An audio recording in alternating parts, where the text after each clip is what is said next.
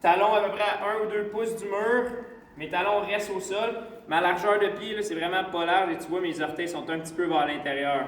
Donc, je me place comme ça, le dos, la tête, les épaules au mur et je vais descendre en gardant mes talons au sol. Je vais descendre, donc mes genoux vont traverser mes orteils, aller plus loin que mes orteils. Je prends 2 secondes en bas, remonte et monte sur la pointe des pieds. Et là, descends les talons et ensuite, redescends. 1, 2, hop. Descends les talons, descends. 1, 2, pousse toujours tout le corps qui glisse au sol. Ça va travailler le devant de tes cuisses, les quads, super important au hockey. Donc ça, tu peux prendre des charges au besoin. Tu pourrais prendre un sac que tu tiens devant toi si tu n'as pas de poids comme ça à la maison.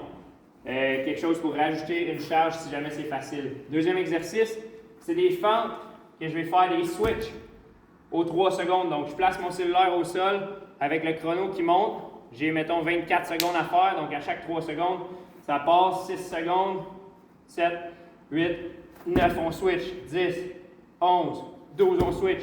Donc, j'essaie de rester bas. Je veux pas avoir le dos rond. Comme tu vois, mon genou il est proche de mon talon ici en avant. Je veux pas avoir une fente où je suis trop, la jambe arrière trop loin derrière. Donc, dos droit.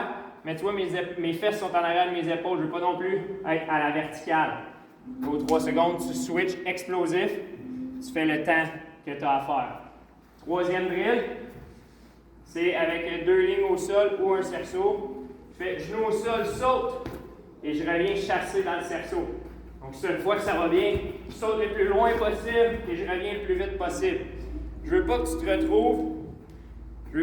Évite d'avoir le pied ouvert comme ça quand tu déposes. Je veux pas que mes jambes se croisent comme ça. À l'inverse, je veux rester le pied droit puis le genou à l'extérieur. Mon genou ne devrait pas se rendre pour croiser ni mon pied arrière. Saute le plus loin possible, chasse et reviens genou au sol, le genou proche du cerceau. Tu fais ça le plus vite possible.